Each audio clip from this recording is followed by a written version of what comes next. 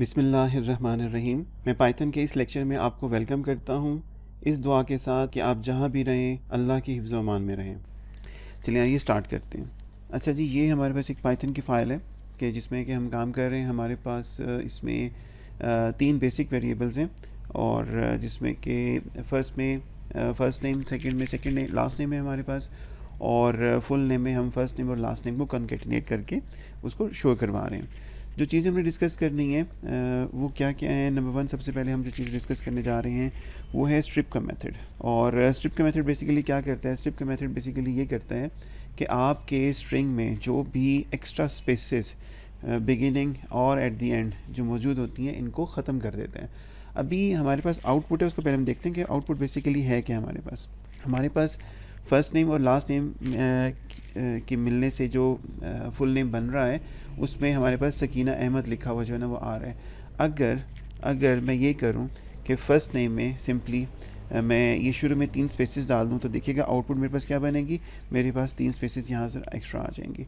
और इसी तरीके से लास्ट नेम में अगर मैं 3 स्पेसेस दे देता हूँ तो मेरे पास इसमें भी आ जाएंगी। बट इसको इंडिकेट करवाने के लिए मैं ये करता हूँ कि इसको मैं फर्दर कॉन्केटिनेट कर देता हूँ एक डॉट से, ताकि आपको आइडिया हो कि लास्ट में भी हमारे पास कुछ स्पेसेस जो है ना वो आ रही हैं।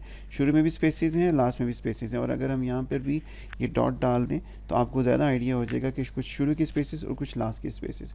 अच्छा, चूँकि शुरू की स्पेसेस अगर हम इस हवाले से बात करें तो इससे पहले एक डॉट है तो ये इसको इन स्पेसेस को इग्नोर कर देगा, तो डॉट हम रिमूव करते हैं और यहाँ से भी रिमूव करते हैं, क्योंकि जस्ट मैंने इस चीज़ को आपको शो करने के लिए जो है ना वो दिखाया हुआ था जी। अभी आउटपुट बेसिक वापस ही उस पर चली गई है कि आपको शुरू में कुछ ब्लैंक्स और एंड के कुछ ब्लैंक्स जो है वो नज़र आ रहे हैं। अच्छा, स्ट्रिप मेथड क्या करता है? स्ट्रिप मेथड ये करेगा कि आपका ये जो फुल नेम है, फुल नेम में अगर आप स्ट्रिप यूज़ करते हैं तो ये इस स्ट्रिंग जो कि फुल नेम नाम का है इसमें मौजूद इनिशियल ब्लैंक्स या इनिशियल वाइट स्पेसेस या एंड की जो वाइट स्पेसेस हैं इनको ख़त्म कर देगा दोनों साइड से। ठीक है, और हम क्या करते हैं, इसको हम प्रिंट करवा लेते हैं इसकी आउटपुट को, ताकि हमें इसका आइडिया भी हो जाए जी। अच्छा, हम फुल नेम भी डिस्प्ले करवा रहे हैं और हम लास्ट नेम भी डिस्प्ले करवा रहे हैं। ठीक है, तो इसकी आउटपुट देखते हैं। आउटपुट देखें जी, आपके पास फुल नेम में आपके पास जो फर्स्ट आप शो करवा रहे थे उसमें आपको इनिशियल और एंडिंग पर वाइट स्पेसेस मिल रही हैं।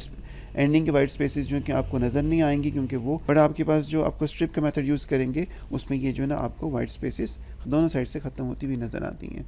अच्छा, अगर आप इसका एक अल्टरनेट हमारे पास मौजूद है जो कि हम कहते हैं एल स्ट्रिप, जो कि आपकी लेफ़्ट साइड से जितनी भी वाइट स्पेसेस हैं उनको ख़त्म करता है बेटा। ठीक है जी, लेफ़्ट साइड से वाइट स्पेसेस को सिर्फ ख़त्म करेगा।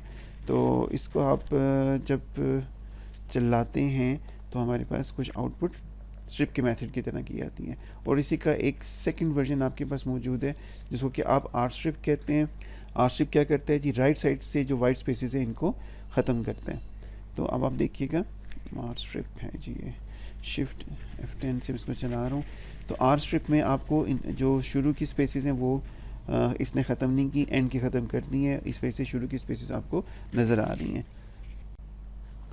अच्छा बेटा, यहाँ पर एक बड़ी इंटरेस्टिंग चीज़ है कि ये स्ट्रिप का जो मेथड है ये हम कहाँ यूज़ करेंगे। ये स्ट्रिप का जो मेथड है ये हम कहाँ यूज़ करेंगे, ये ज़रा सोचने वाली बात है जी।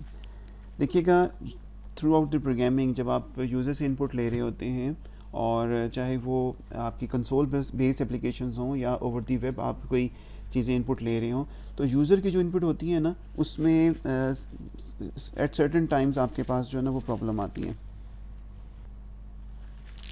और वो प्रॉब्लम किस तरह की होती है? वो प्रॉब्लम इस तरह की होती है जी कि यूज़र ने इनपुट की, यूज़र ने आपको कुछ डेटा इनपुट किया और वो कुछ इस तरह से कर दिया। लेट्स से उसने कहा जी कि फ़र्स्ट नेम आपने इनपुट करना है, तो उसने स्पेसेस देने के बाद ये चीज़ फ़र्स्ट नेम में कुछ इस तरह से लिखी।